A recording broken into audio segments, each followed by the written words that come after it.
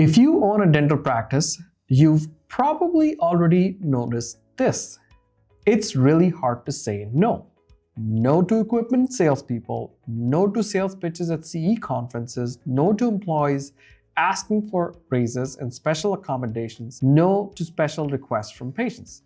And yet, dentists keep saying yes all too often and lose control of their dental practice. Let me introduce myself.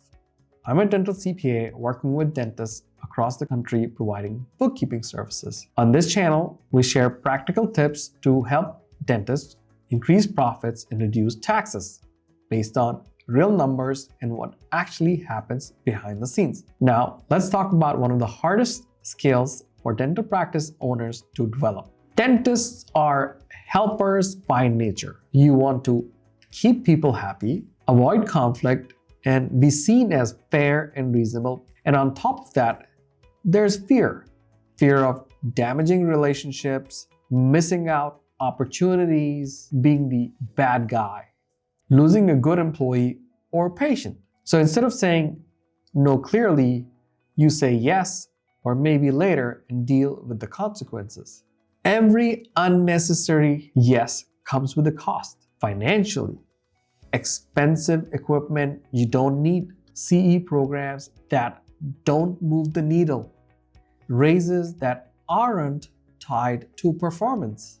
Operationally, mixed signals to your team, policies that slowly erode, decision fatigue, emotionally, resentment, stress, feeling trapped by your own practice. Saying yes feels easier in the moment, but it's often harder in the long run. Here are a few areas where practice owners need stronger boundaries. Equipment and vendors. Just because something is cutting edge doesn't mean it's necessary. CE conference sales pitches. Not every shiny new idea fits your practice model. Employee raises and accommodations.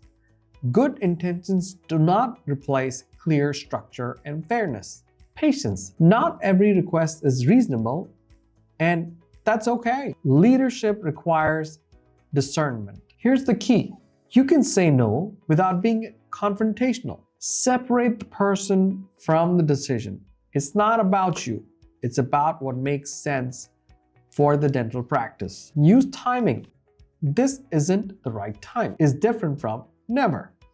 Rely on policies. Policies remove emotion and create consistency. Have written policies for your dental practice. Communicate clearly. A respectful, direct no is better than a vague yes. People respect clarity, even when the answer isn't what they hoped for. Saying no doesn't make you difficult. It makes you a leader. Clear boundaries. Build trust. Reduce resentment. Create stability. Your team doesn't need a boss who says yes to everything. They need a leader who makes thoughtful, consistent decisions. Saying no is a skill, and like any skill, it gets easier with practice. Protect your practice, protect your energy, and protect your long-term goals. If this resonated with you, subscribe to the channel, and I'll see you in the next video.